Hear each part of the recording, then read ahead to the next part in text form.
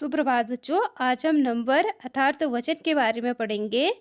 तो परिभाषा के रूप में देखें तो संज्ञा और सर्वनाम शब्द के जिस रूप से उसके एक या अनेक होने का बोध होता है अर्थात जानकारी मिलती है उसको हम वचन कहेंगे। अब यहाँ पे आप कुछ उदाहरण देख रहे हैं। पहले वाले उदाहरण में आपको दिखाया जा रहा है कि जंगल में एक वृक्ष था। वृक्ष पर दो बंदर बैठे थे, कुछ काव काव कर रहे थे। पेड़ की बहुत सी शाखाओं पर एक भी पत्ता न था। तो पहले वाले वाक्य में आप देखिए जंगल, दूसरे में आपको वृक्ष, तीसरे में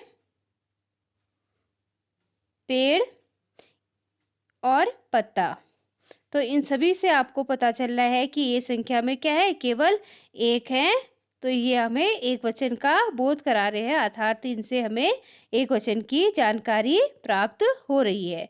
ऐसे आप लोग अन्य उदाहरण देखिए, जैसे बंदर, फिर अगला है कौवे, अगला है शाखाओं। तो इनसे आपको इनके एक से ज़्यादा होने की जानकारी मिली है। जैसे हमने कहा दो बंदर, कुछ कौवे, बहुत सी शाखाएं। ऐसे ही इस वाक्य से को पढ़ के हमें पता चला कि जो संख्याओं का बोध कराए वह वचन कहलाता है। अब वचन के भेद अर्थात हम प्रकारों के बारे में जानते हैं। तो वचन के दो भेद होते हैं, एक वचन और बहुवचन।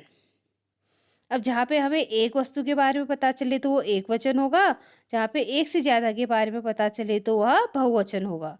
जैसे यहाँ पे चित्र पे आप देख रहे हैं कि हमें एक बतख दिखाई दे रही है, तो ये हमें उसके एक वचन होने का बोध कराएगा। अगले में हमको एक से ज़्यादा बतखें दिखाई दे रही है तो वो हमें बहुवचन का बोध कराएगा। इससे ये पता चलेगा कि वह क्या है, बहुवचन के अंतर्गत आ रहा है। ऐसे ही आप लोग देखिए नीचे चित्र में हमें केवल एक बिल्ली दिखाई दे रही है, एक आदमी दिखाई दे रहा है, एक सेब दिखाई दे रहा है और एक चिड़िया दिखाई दे रही है। तो इससे हमें क्या पता चल रहा है कि ये सब क्या है, संख्या में केवल एक हैं।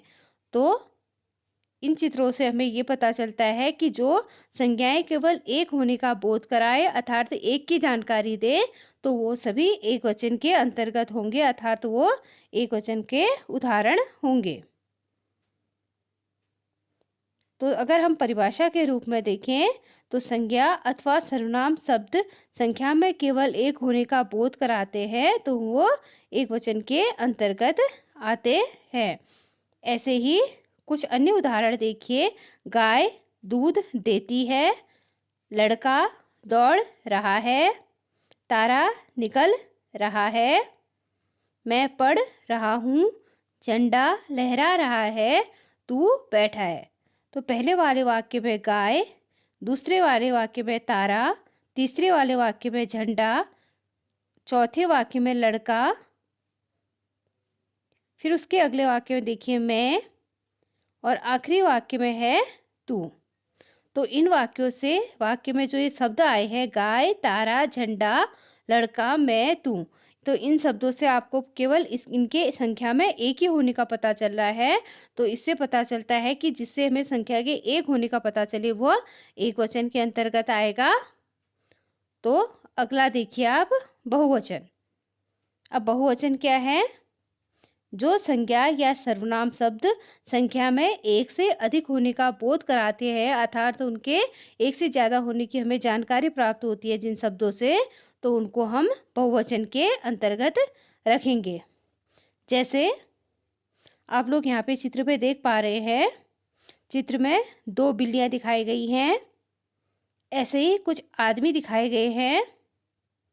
इसी प्रकार सेब दिखाया गया है और कुछ चिड़ियाएँ दिखाई गई हैं। तो ये सब क्या है, संख्या में एक से ज़्यादा है। तो इससे ही हमें इनके बहुवचन होने का बोध करा रहे हैं, जानकारी दे रहे हैं। तो इससे पता चलता है कि जो संज्ञा शब्द हमें इनके एक से अधिक होने का बोध कराते हैं, जानकारी देते हैं, उनको हम बहुवचन कहते हैं। तो इस प्रकार उदाहरण देखिए। गाय गायें दूध देती है, लड़के दौड़ रहे हैं, तारे निकल रहे हैं, हम पढ़ रहे हैं, झंडे लहरा रहे हैं, तुम बैठे हो। अब इन वाक्यों में हम देखेंगे कि जो वाक्य हैं इनमें, पहले वाले वाक्य में गाय, दूसरे वाले वाक्य में तारे, तीसरे में झंडे, चौथे वाले वाक्य में लड़के, पांचवें वाले वाक्य में हम, छठे वाले वाक्य में तुम। तो इनके एक से संख्या में एक से ज़्यादा होने की यहाँ पे हमें इनसे जानकारी प्राप्त हो रही है, तो इसको हम बहुवचन के अंतर्गत रखेंगे। तो इस प्रकार आज की कक्षा में आपने जाना कि जो संज्ञा अथवा सर्वनाम शब्द केवल एक होने का बोध कराए वो एकवचन, और जो संज्ञा या सर्वनाम शब्द संख्या में एक से अधिक होने का बोध कराए तो उसको हम बहुवचन के अंतर्गत रखेंगे। तो इस प्रकार एक या अनेक होने का बोध कराने वाले शब्द वचन कहलाते हैं। वचन मुख्यतः दो होते हैं, एक वचन और बहुवचन। जिसे एक वस्तु का पता चले वो एक वचन, जिससे एक से अधिक का पता चले वो बहुवचन के अंतर्गत आएगा। इसी प्रकार कभी कभी किसी को आदर देने के लिए एक वचन का बहुवचन के रूप में प्रयोग भी किया जाता है। जैसे आपने बोला प्रधानाचार्य आ रहे हैं, तो यहाँ पे प्रधानाचार्य केवल एक हैं, लेकिन उनको आदर देने के लिए हम रहे हैं शब्द का प्रयोग कर रहे हैं। ऐसे ही कुछ शब्द क्या होते हैं, सदा एक वचन में ही प्रयोग होते हैं, जैसे गण, वृंद, लोग, जन आदि। और कुछ शब्द ऐसे होते हैं कि जो केवल हमेशा बहुवचन के रूप में ही प्रयोग किए जाते हैं। तो आज के लिए इतना ही। धन्यवाद।